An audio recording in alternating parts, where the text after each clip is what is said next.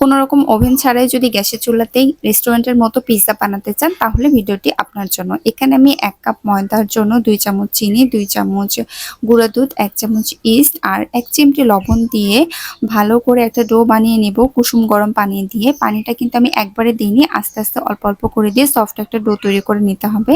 তারপরে লাস্টে একটু তেল মেখে ডোটাকে 1 ঘন্টা রেস্টের জন্য রেখে দিতে হবে।